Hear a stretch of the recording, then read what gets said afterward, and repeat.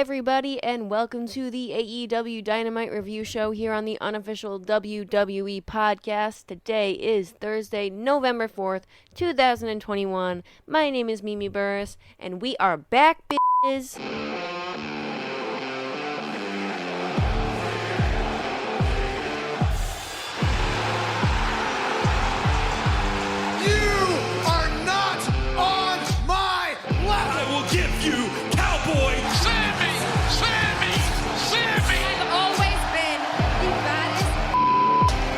I came to AEW to dominate. Double Jack Perry. Nobody is going to take this away from me. This is mine once again.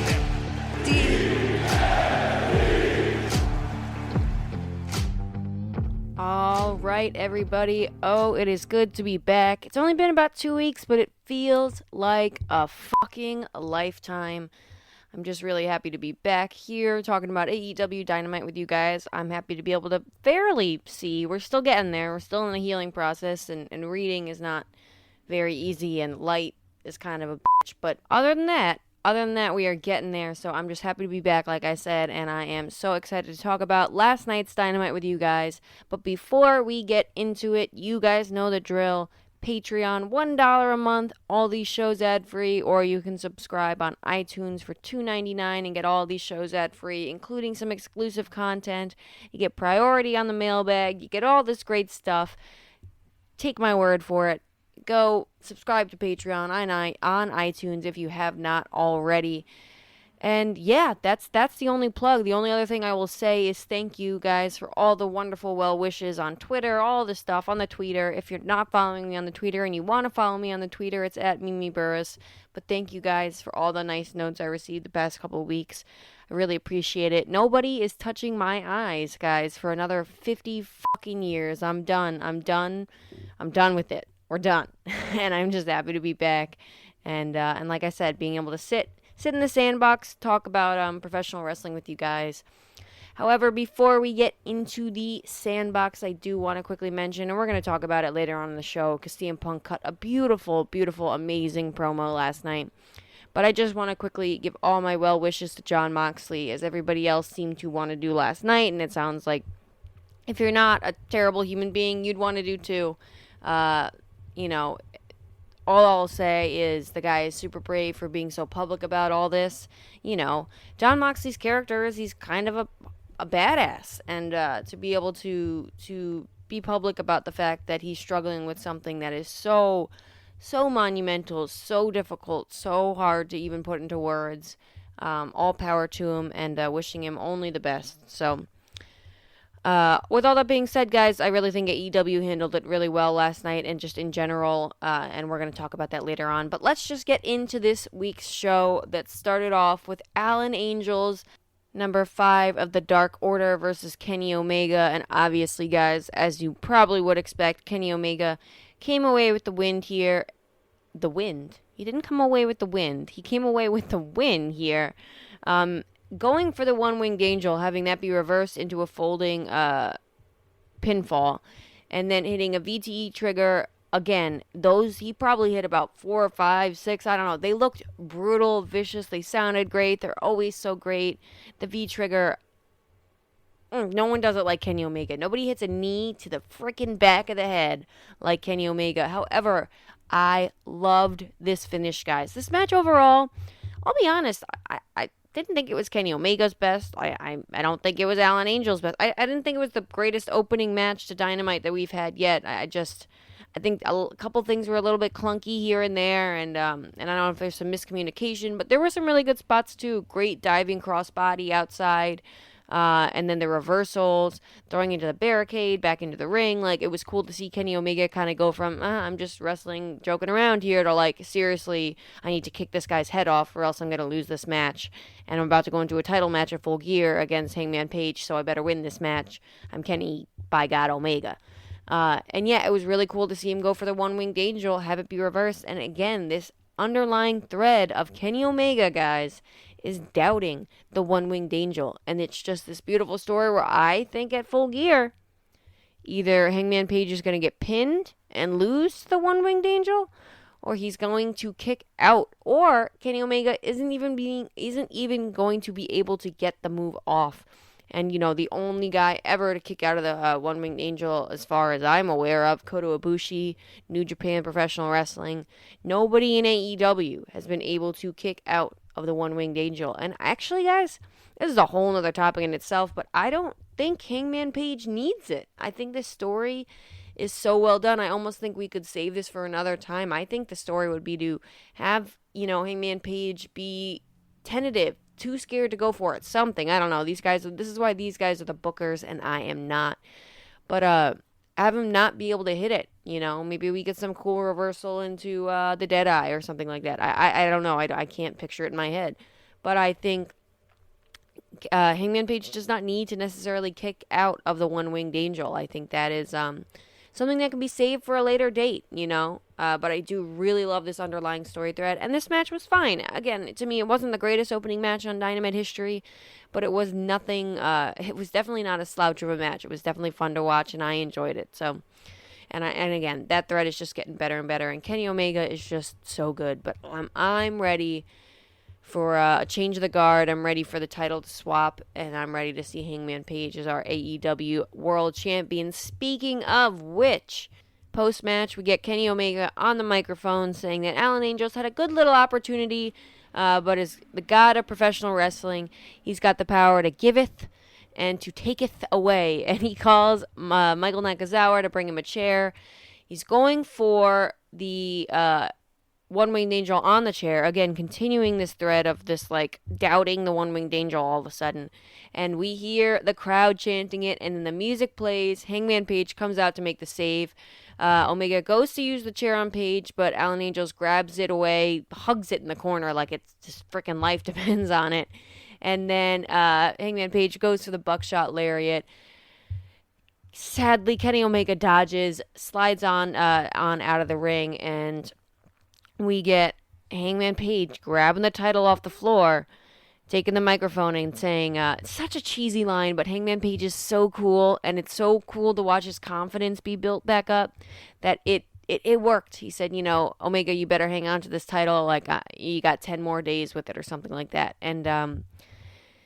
And yeah, it's such a dorky little line, such a cheesy line, but Paige made it work because this story is just so awesome. And again, it's so cool. I feel like a proud mom, guys, to watch Hangman Page's confidence be built back up. He really thinks, right? The commentary said it, this is the most confident Adam Page we have had in a while. And I'm really excited for this match of Full Gear. And I'm excited to see what they do next week, too, to lead into it. But I thought this was a good next step for us getting to Full Gear. The only thing I will say is, I don't know about you guys, it didn't feel that big time. I can't explain it. It's funny because the crowd made it feel big time with, again, how over Hangman Page is. Just the crowd chanting Cowboy, you know what. Really, really over. But for some reason, maybe it was because it was the beginning of the show. I don't know. But something about this just didn't really feel big time. And I know they ended the show with the match between Orange Cassidy and Miro, but I almost feel like this should have been placed at the end of the show somehow, and not the I don't know. I hope, let me put it this way. I hope next week the show goes off the air with some kind of angle in regards to this program, because this is the main event program, guys, and I feel like it should be getting some kind of main event slot and just make it feel a little bit more big time. Because it is huge. We've been building this story for years now, and I'm so excited to come to the culmination, or what at least I think is going to be the culmination. I could be totally wrong, and we could just have the story going for another 4 years, but I'm hoping that is not the case, and Hangman takes the title at Full Gear. So, with that being said, before I move on with the show, what would you guys want a totally separate Full Gear preview show, similar to like we do with some of the WWE pay-per-views on this podcast? Maybe I could get Zach Smith on here. Maybe I could get Ashley Mann on here. Maybe I could even try to get both of them. Maybe we can get a totally different co-host. What are your guys' thoughts? You can let me know on the Twitter, but I think it would be nice to have our own little Full Gear preview show, because this pay-per-view is lining up to look incredible. So, let me know on the Twitter at Mimi Burris. And yeah, let's just move on with the rest of the show. We got a nice little promo package with Malachi Black. He says he asks why men of power think their decisions serve more than their own interest. And Tony Khan, barring him from ringside, isn't going to change a thing in the match with Cody Rhodes and Andrade El Idolo. He adds that when Julius Caesar was murdered, it wasn't just Marcus that betrayed him. ... He didn't say ... But if there were ever a ... to put at the end of a promo, it was here. And I didn't get this at first. Maybe I'm just a little slow. But I got it later on. And we're going to talk about that later on, obviously, during the match. And, Malachi Black has his, gloomy little dark promos. I'm into it. It's a change of pace, I think the only one who has any kind of promo similar to this is, a Miro. It's kind of like a Miro and a Darby Allin combined. But I thought this was really this was good. It took me a minute. Again, this is a company that treats my intelligence with respect. Yeah, sometimes I don't always get everything, guys. Sometimes I'm a little bit slow. Half the time I can't see, apparently. So I feel like that's warranted. But yeah, I enjoyed this, and I like that this company treats my intelligence and makes me with respect. It makes me think, and I had to think about this, and I didn't get it till later on in the show, and I was like, oh, that's what he was talking about. Okay, that makes sense. Maybe you guys are way smarter than me, and you just got it right off the back, but I did. I do like these Malachi Black promos, and we guys, you and I here have a lot to talk about with this Cody Rhodes crap that's going on with the promo last week. I know we had a wonderful someone to fill in on the AEW Dynamite review show, but I cannot wait to get my thoughts out about all this Cody Rhodes stuff, but you are just going to have to wait until we get to that part of the show. So if you weren't going to stick around, tune in for the rest of the show already, now you have an excuse. Or a reason, not an excuse. I don't know. Just stick around. Keep listening. We're going to talk about Cody Rhodes, and I'm really excited for it. So when we come back from commercial break, we have it feels like it's just like a part of every Dynamite now, but the CM Punk promo that comes after the first match every single week. He makes his entrance, and he seems a little bit more serious, guys. He's not Smiley Punk. We didn't get a little bit of... I don't know why I said it like that. He's not Smiley Punk. We didn't get any smiles. We didn't get any of that stuff. He comes out to the ring intense as you know what, and grabs the microphone, squats down. He doesn't say crisscross applesauce. That would have been really cool. Remember when he did that the first time he came back? And I've never heard I've never heard a pop for somebody sitting down so loud in my life before. I don't think I've ever heard a pop for anybody sitting down, period. But yes, he squats down, and he says that when the fans are chanting CM Punk, he says that that's not the name he wants to hear right now, and he's not really in the best mood. He wants to talk to us seriously for a moment, and that there's two people that aren't here tonight, and one of them has a very legitimate reason for not being here.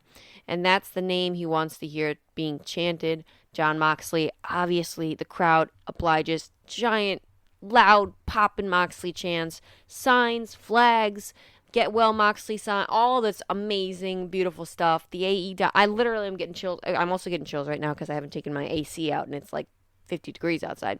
But I'm also getting chills because there were so many, this was such a beautiful moment to see, grown men, grown women, kids, all this stuff, all rallying behind a guy who really, guys, Jon Moxley appreciation moment for a second, because he deserves way more than I would ever be able to dictate on this podcast. But this is a man that carried us through a pandemic, through uncertain times right in AEW, was a daily fixture, or not a daily, excuse me, a weekly fixture on Dynamite, who was the champion, who carried us through uncertain times during the pandemic, who when times were tough, right, and people were losing their jobs, people weren't sure where they were going to end up, people were getting sick, people's loved ones were dying, all of this stuff, people were dying, period. All this stuff, he carried us through that uncertain time and said just hang on to hope, hang on. And right now, the shoe is on the other foot. Oh, how the tables have turned. Oh, how the turntables. If you get the reference, you get the reference. But we are telling Jon Moxley, hold on to hope. We're here. We support you in whatever, right? And all we want is to see Jon Moxley get better. Screw the book. Screw the pro wrestling sandbox. Screw all of this other stuff, right?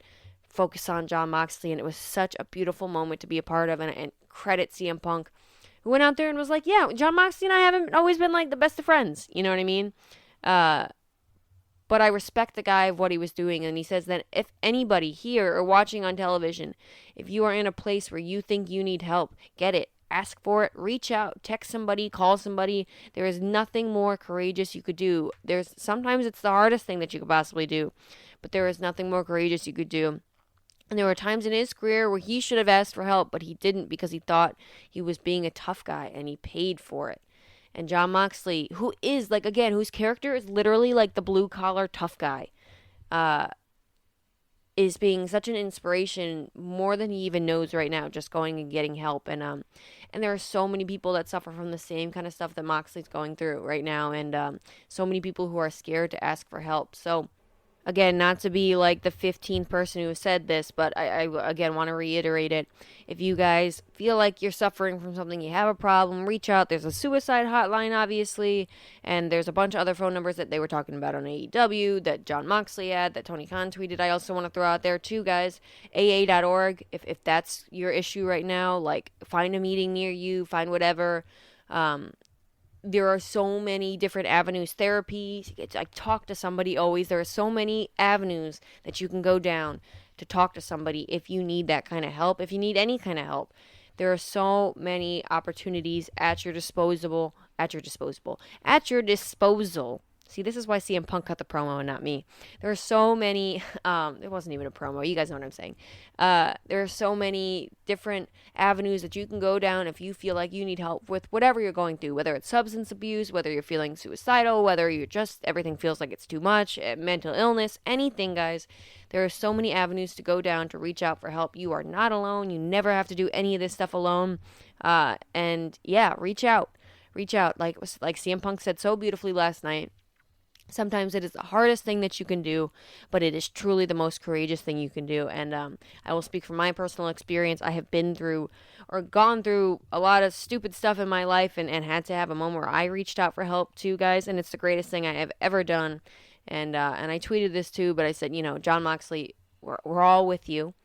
And it's possible, and you have inspired so many other people who thought they had to be the tough guy as well to reach out for help. And it is such it's such a beautiful place on the other end if you manage to get there, and it's possible to get there. And he's on the first right steps. So you guys, if you're feeling like you're too scared to ask for help, or you're too much of a badass, or you're a grown man, or you're a grown woman, or you're a mom, or whatever it is, there is always, like, it doesn't matter who you are, what you do for work, how you feel you're perceived, any of that stuff, right?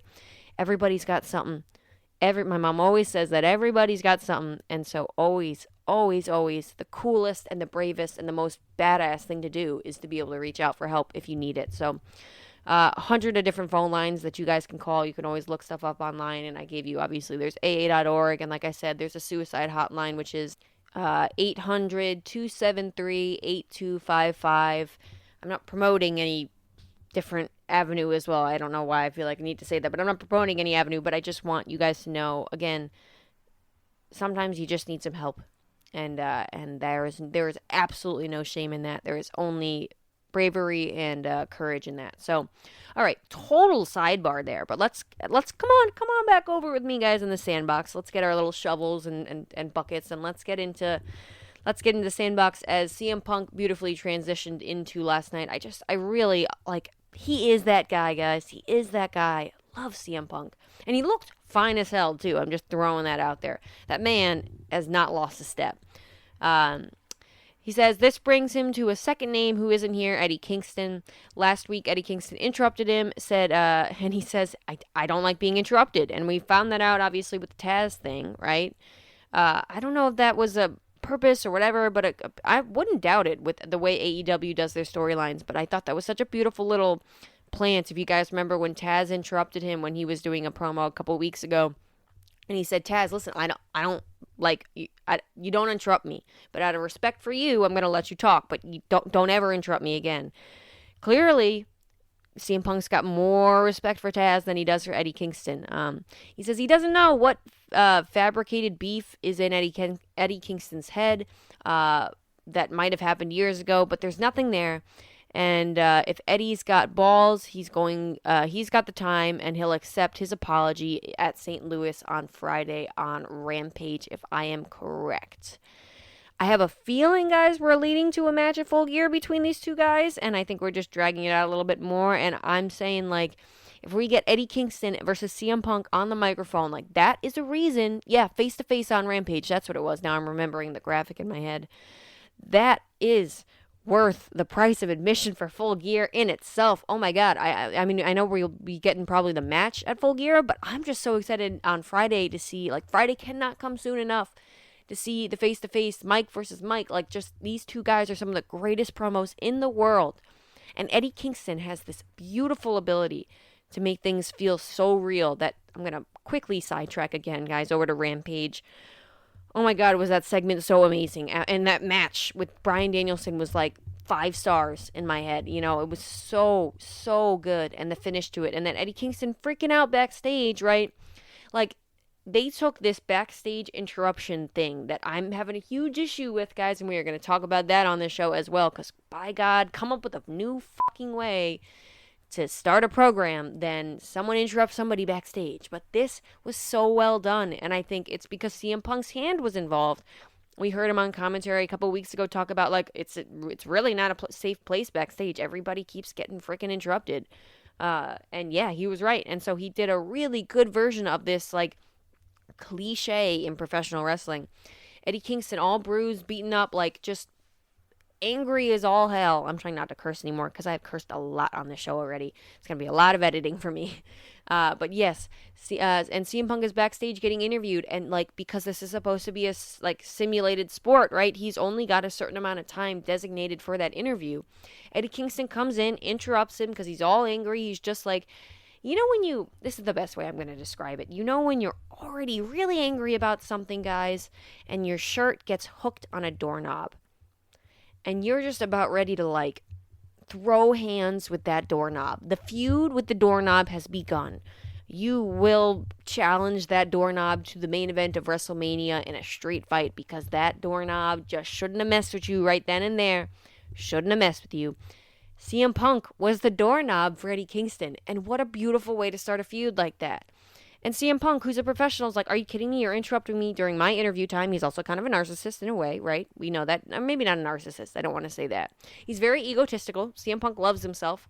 Power to him, at least in headcanon here. So having this interruption and CM Punk be like, oh, we're out of time. I can't do my interview anymore. Like, screw you, guy.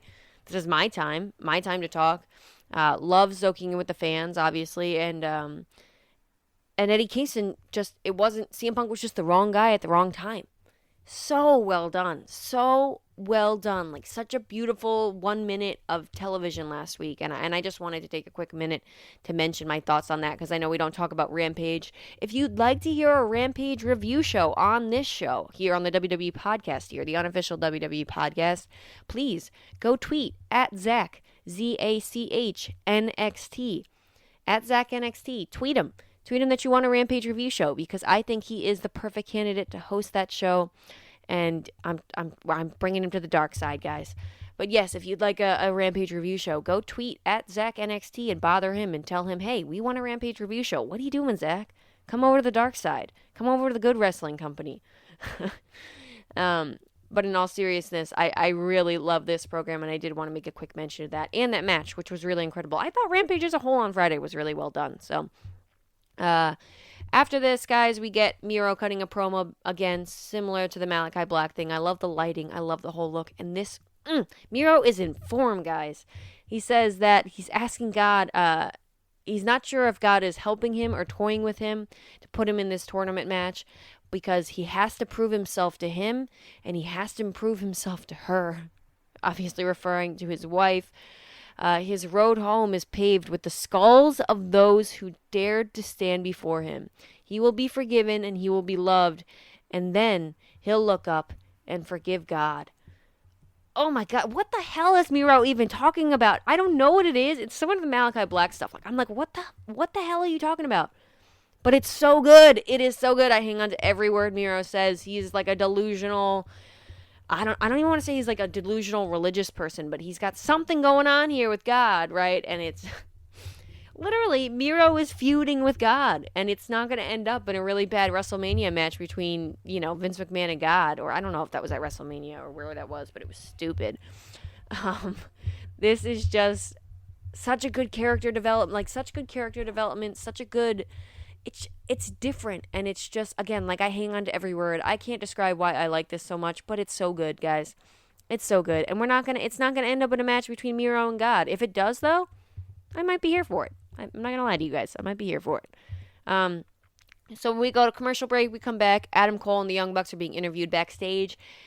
Cole says last week was a fluke, and Nick Jackson says that they're all tough guys and they're not afraid of anything. And then Christian Cage comes up behind him and he does a little flinch and scared. So that was cute and that was funny. And that was, I guess, the best version of this same trope.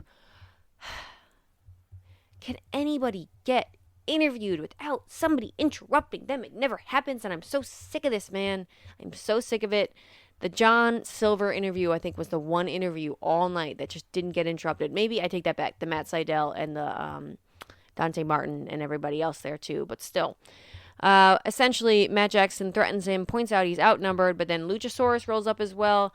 They try to beat him up. Brandon Cutler hides in the corner like a wonderful... Brandon Cutler is so important to this elite faction. It's so great. Brandon Cutler, just if you watch Brandon Cutler and all this stuff, it's just always so entertaining. They brawl out to the stage. Jungle Boy comes off the stage with a dive, takes them all out.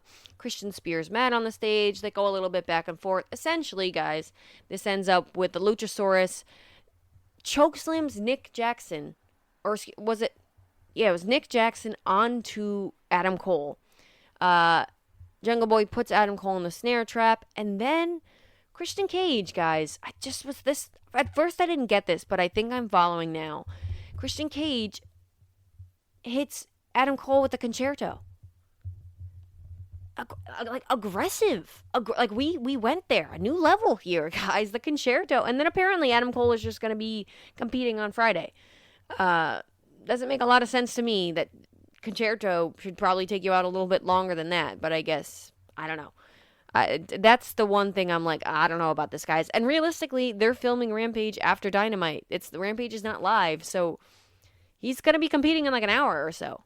It just really, to me, undersells the move, the concerto, which should be treated a little bit more sacredly to me. But, however, I didn't get this at first. I was like, why are the baby faces doing a concerto to Adam Cole on the stage? Like, it felt a little bit aggressive.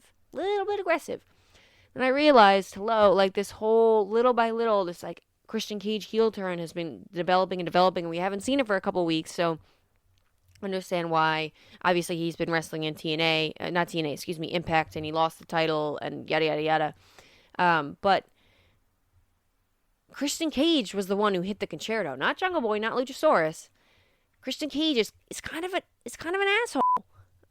Yeah, I'm not going to do it again already. Too much. I got to stop cursing on this podcast, guys. I need a new vocabulary. You know when you have, little kids around and you learn to say, fudge muffins or something rather than, shut the front door or son of a Bridgeport Waterbury.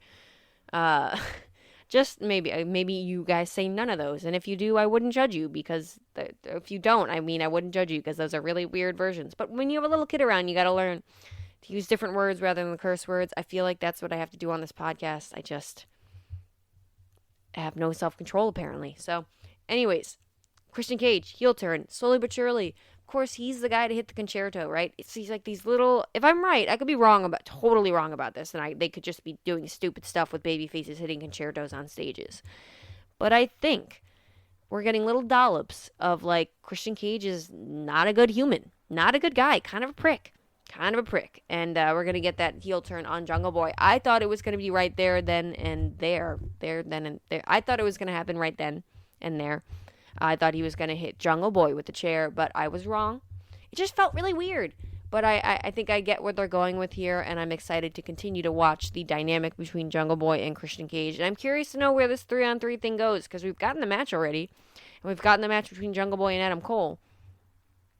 Do we get Christian Cage versus Adam Cole at Full Gear? Yeah, Christian Cage versus Adam Cole at Full Gear. Do we get the Jurassic Express versus Young Bucks again at Full Gear. I'd be down for that match. But then we have all this like intertwining booking going on with the Dark Order. Obviously, we're getting Adam Cole versus John Silver on Rampage this week. So a lot of options, a lot of good stuff going on, and all of it I'm looking forward to. It's kind of like pick the best out of the bunch, and there's a bunch to pick from. So. All right, next up we get a video package for the TBS Championship Tournament between Ruby Soho and Crest Statlander, and then we get Aerostar and Samurai Del Sol versus FTR, and for the AAA World Tag Team Championships. And yeah, I mean, this match was fun.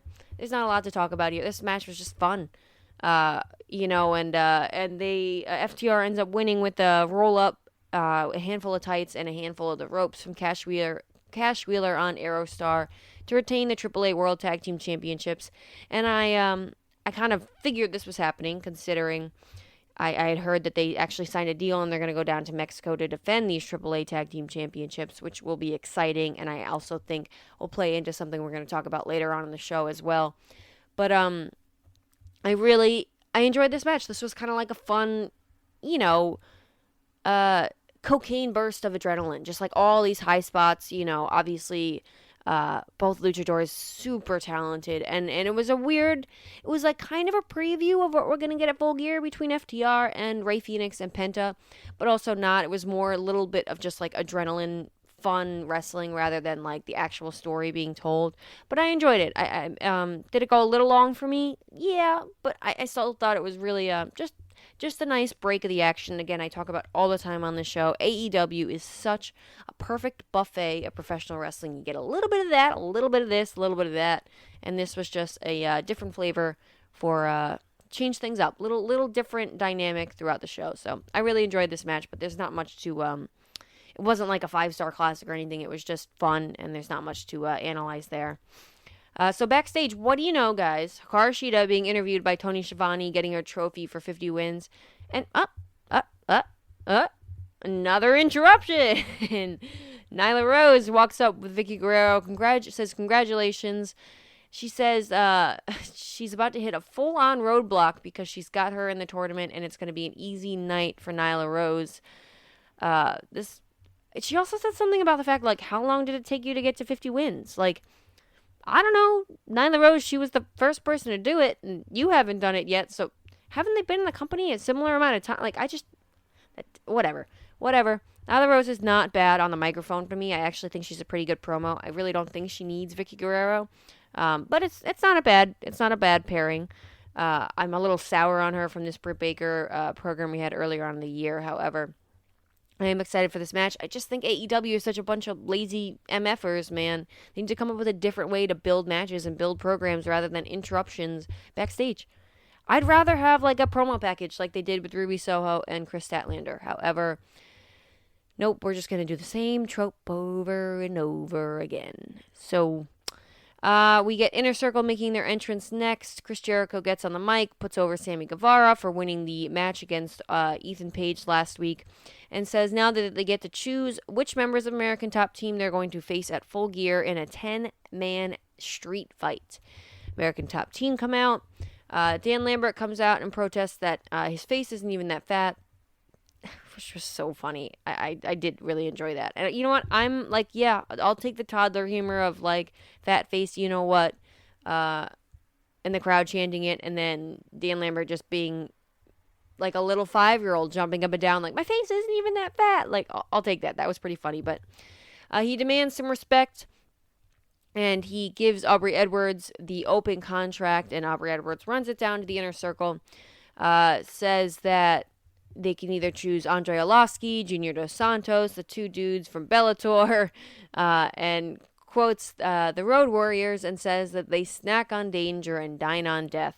And then we get Jake Hager on the microphone, and God, Jake Hager on the microphone, guys.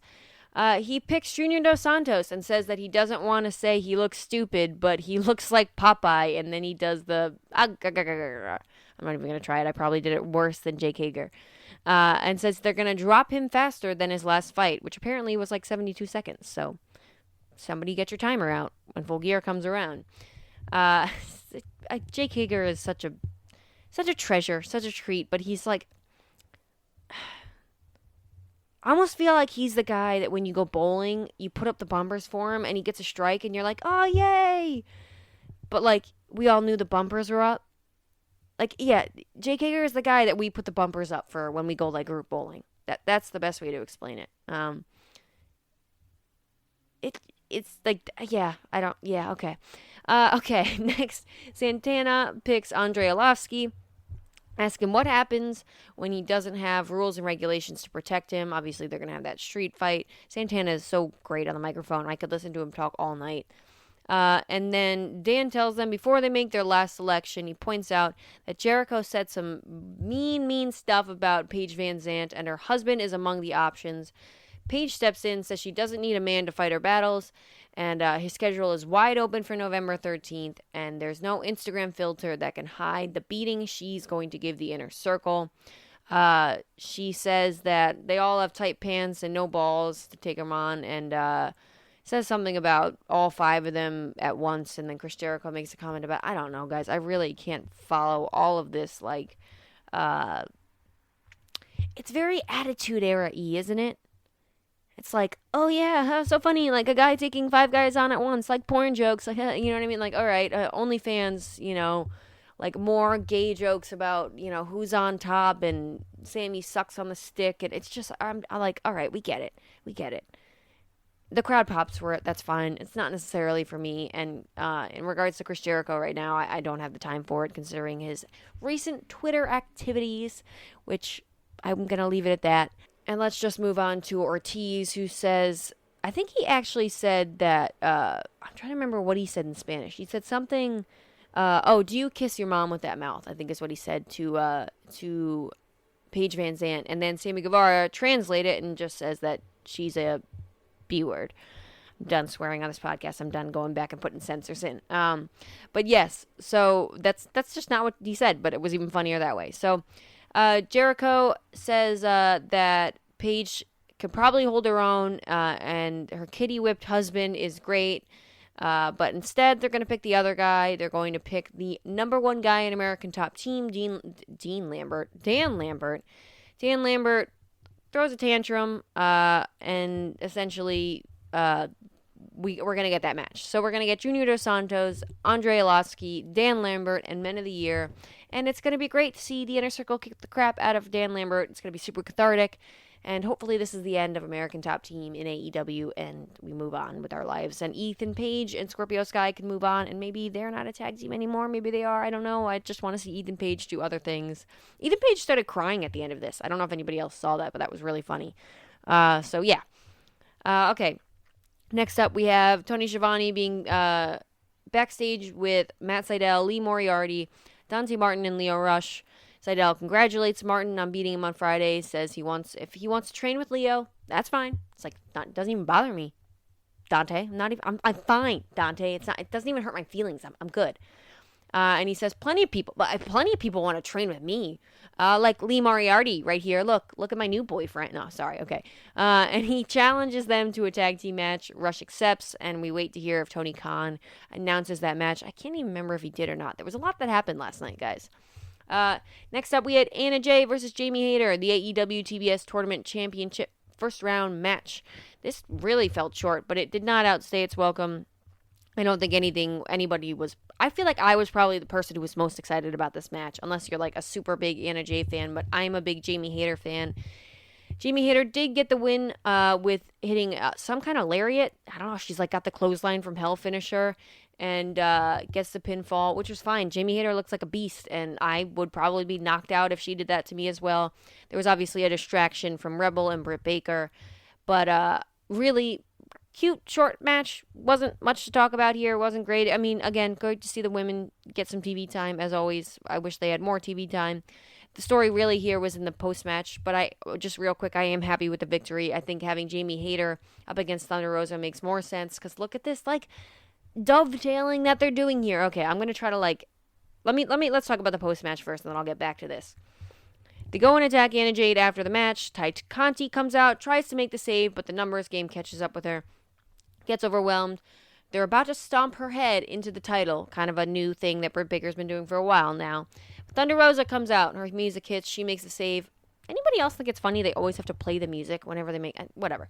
And then we get Thunder Rosa, Ty Conti, Anna Jay all in the ring, hugging and all okay. Weird thing, too, just want to mention this.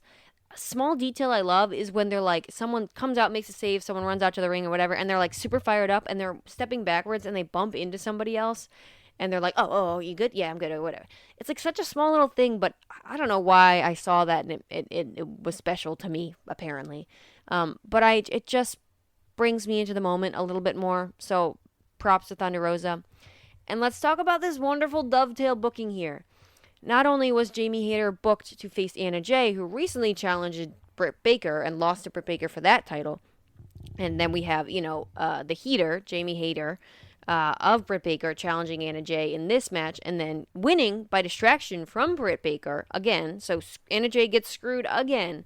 And then we get Ty Conti coming out to make the save, who's challenging Britt Baker at Full Gear, who gets beat down, and then to save her, we get who's obviously friends with Anna Jay in the Dark Order. Then we get Thunder Rosa to come out, who's challenging Jamie Hayter next in the next round of the tournament, who I assume... I don't think Thunder Rosa is winning the whole thing, I will tell you that, guys. Who I assume is going to be Britt Baker's next challenger for the world title. Is going to get screwed out of somehow of that title opportunity at the TBS Championship, because I really think they're going to run back Britt Baker and Thunder Rosa.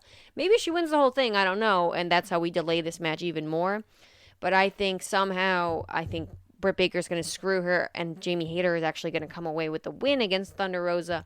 And look, it's just welcome to the spider web of the women's division. I love it. I feel like, again, the execution, some of the details not perfect, but at least I feel like there's a spider web of booking and of all these women. Like, these people are friends. There's an environment being created backstage that I can buy into and believe and just suspend my disbelief and be like, oh, these guys are friends. Okay, these guys are friends. And all of these people intertwining, it's really well done. The booking of this whole tournament and the women's matches and all that stuff. I feel like, yeah, Ty Conti versus Britt Baker, kind of an afterthought, whatever. But, the way that they are intertwining all of this stuff is admirable, and I'm enjoying it, and I like it. And, you can be involved in more than one thing at once, and all of this stuff is going to end up converging, I assume, with Thunder Rosa versus Britt Baker, and I can't wait for it, because that unsanctioned lights out match was incredible. One of the greatest main events for AEW, just from the pure fact that the violence of the whole thing. So I'm really looking forward to that. I hope I want them to have just a regular wrestling match, but at the same time I kind of want to see the thumbtacks again and all that other stuff. I'm going way out here, but really, really well done dovetail booking of all of these women. So I did want to mention that. If you totally got lost in all of that, that's okay, because I did too. Speaking of something, I don't know, really good microphone. Wasn't speaking of anything. MJF comes out, makes his entrance, starts cutting a promo on Darby Allin. I'm not going to run through this entire promo, but some good lines. Darby Allin is up in the crowd somewhere, and we were made aware of that earlier on in the show.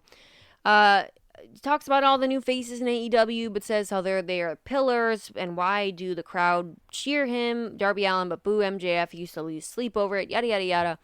He realizes that Darby Allin is just one of them.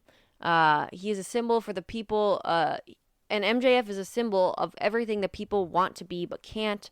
And Allin is exactly what they are, an outcast, an incel who can barely string 4 words together, and calls him a glorified stunt man or something like that. And they're going to have professional... It really gives his strategy away, which I thought was a little bit funny. That was the only, mark I would have put on this MJF promo. But yeah, gives his strategy away. Says he's going to get Darby Allin so emotional that, he's going to lose a professional wrestling match. But I understand why they said it, because later on, obviously, what the payoff we got was. But he says, just like the rest of the crowd, he will never fit in and he will never win. And Darbarino, which I really like that, you step in that ring, become a glorified stuntman, and at Full Gear, he will lose because he's too weak and he's too concerned with battering him and not enough with winning, like I just mentioned before, obviously. And if he does somehow manage to change his ways, not be so over emotional, MJF is still just a better wrestler than he is, and nobody can beat him. He is so good on the mic and so good in the ring, and there's nobody like that besides him. He says he's so much better than Darby Allin that he could beat him with a headlock takeover. And Allin gets up, says, apparently he has a microphone up there. He says he is everything that Max says he is, but at Full Gear, he's going to keep his cool and have a professional wrestling match because he's going to take his anger out on him right now. And MJF starts to walk off, but Sting and a legion of people with Darby Allin paper faces come out. I don't know. It was like slapjack everywhere. There were a bunch of slapjacks, paper plates. And Wardlow and Shawn Spears are all kind of brawling with Sting and all these people with masks on. It was very, I don't know. All of this was very convoluted and kind of confusing, and the camera didn't capture a lot of it very well. But I also thought the cameraman kept cutting to Darby Allin during MJF's promo, and I was like, stop. You can do it every now and then, but I just want to like look at MJF's face because his facials are so good while he cuts his promo. Stop cutting Darby Allin every 4 freaking seconds. What are we, Kevin Dunn? It's like bugging me. But eventually, Darby Allin comes down, brawls with MJF. They like part the Red Sea for him because I wouldn't get in the way of Darby Allin shooting himself like a cannon at MJF either. And he ends up like just railing MJF over the barricade. It looked really awesome. MJF eventually ends up escaping. We don't get the coffin drop hitting MJF, which is good because you want to save that payoff, obviously, for Full Gear. And yeah, guys, I don't know who's going to win this match. I'm going to save my predictions, I guess, for Full Gear. But my early prediction, I will give my early prediction, and it might change. I'm going with MJF on this one. I think MJF is still, quote-unquote, undefeated, obviously, besides Jon Moxley. And I think MJF is next up. If Hangman Page wins the title, that's the match I want to see next. So I assume MJF comes away with this win, but it's kind of like, do we want to see Darby Allin take another loss after the CM Punk stuff? I don't know.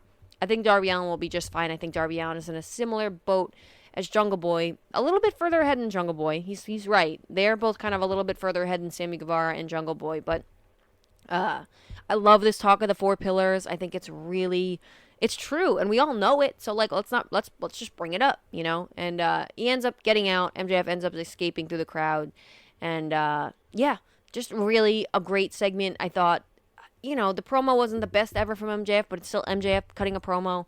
People are really into Darby Allin, and that shotgun clothesline thing that he did looked awesome. And then we didn't get the payoff of the coffin drop yet, which was awesome. So apparently, I'm looking up online now some of these notes. Cactus clothesline, and it had a very Mick Foley vibe to it. So next up, we had Andrade versus Cody Rhodes. And guys, before we get into this match, Cody Rhodes. Oh, Cody. The promo last week, you know, I'm running out of a little time this morning before work today, so I can't spend too much time talking about this, but I do want to quickly say, and you can go check out the other review show. I had a lovely co-host to fill in here, but he says he hears us, but then I'm kind of like, do you, Cody? Do you hear us? Because he says he will never turn heel. And I've said this on this podcast before, guys. Once the crowd turns on you, there's no going back. And boy, oh boy, did Cody Rhodes, like, was he trying to milk this dry for some sympathy? And it's just not working. He's still getting booed. Yeah, there's a little bit more of a mixed reaction here than normal, but he is still getting booed out of the building for the most part. And he's really trying to be that babyface. It feels so John Cena-esque. Does anybody else feel like this?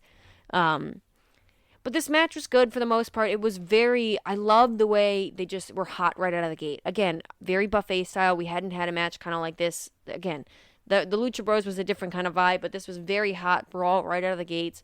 Really good drop kick from Cody Rhodes. Reminded me of Randy Orton, really, when Andrade jumped off the top rope. At the end of the day, Cody Rhodes is going for a suicide dive, but Andrade's little dude stops him quickly, and then Glock, armed Anderson, whips out the Glock, punches this guy right in the face, and then Cody Rhodes goes for the dive again. However, somehow, FTR hanging out with Hornswoggle under the ring, and they pop up, clock him with the AAA titles, and then roll back under the ring. Andrade rolls him back inside the ring. He's already knocked out, hits him with the hammerlock DDT, does a nice old cocky pinfall, and gets the win. And again, I spoke about this a little beforehand, before we get into the post-match. I think this FTR Andrade thing is, yes, just like nice. Okay, heels hang out with heels backstage, money, MJF. We had this whole thing going on beforehand. But also, Ric Flair, again, you guys know how I feel about Ric Flair on this podcast, if you follow me on the Twitter. But however, Ric Flair, we had the figure 4 leg lock earlier on the match.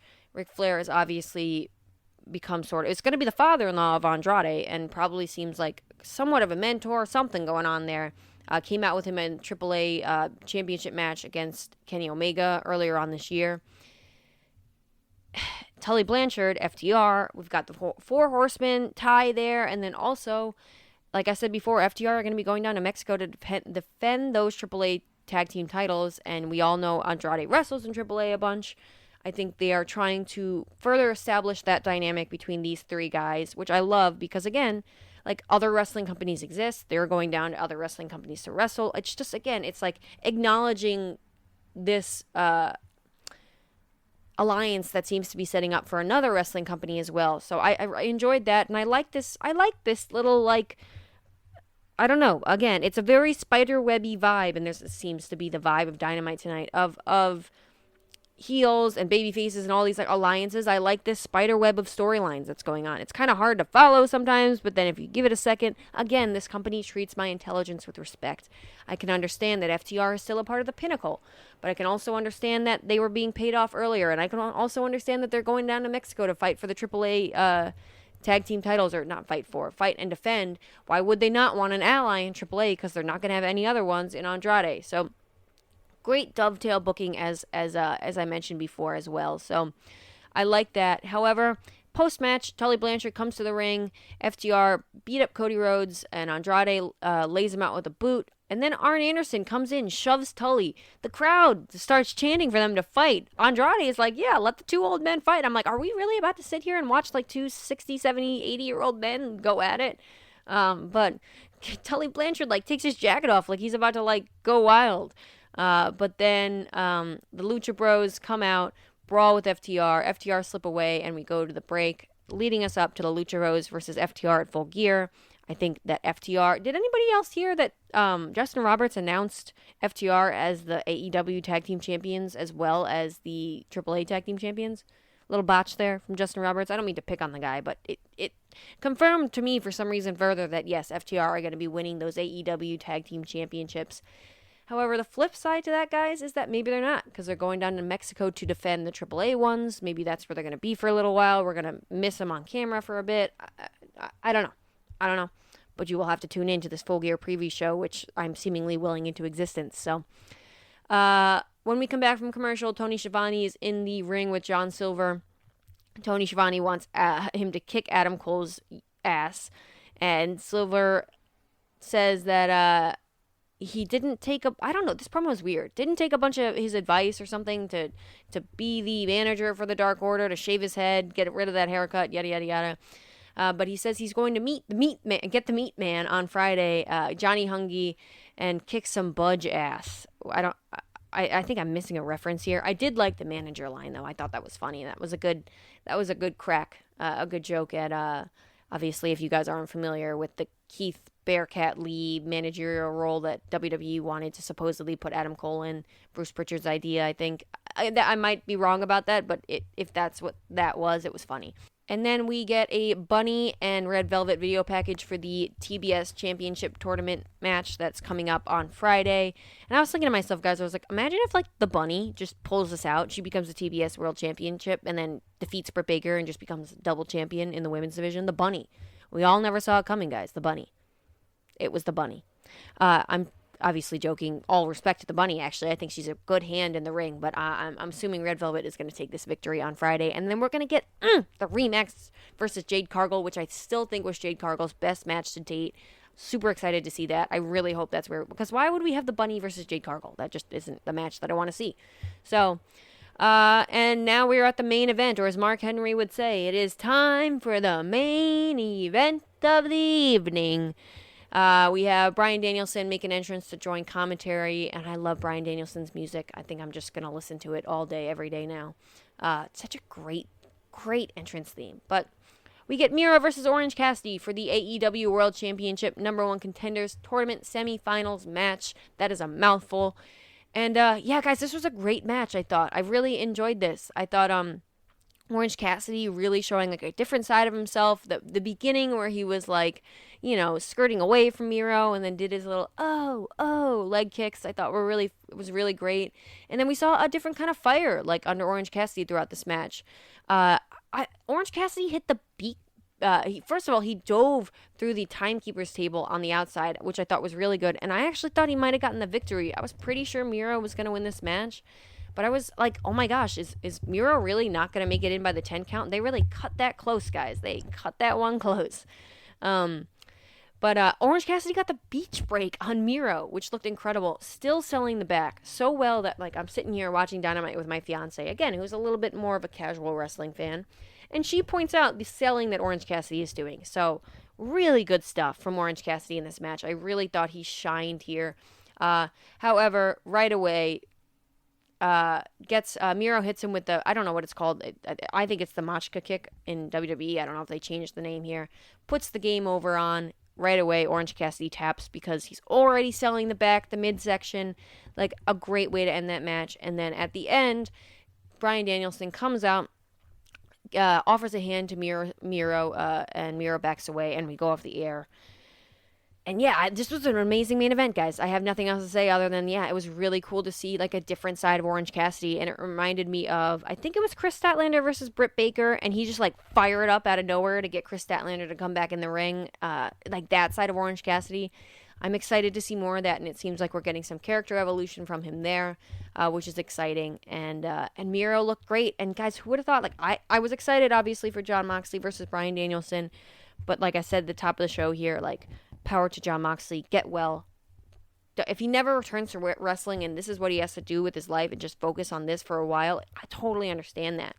And wish him all the best. I assume that's not what's going to happen. This man loves professional wrestling, but with that being said, like, I was excited for this match. However, Miro versus Bryan Danielson is no slouch of a freaking end of a tournament either. This is going to be awesome. A finals of a tournament match. That's what the words I'm looking for, and it's about that time, guys. It is about that time to wrap this wonderful show up.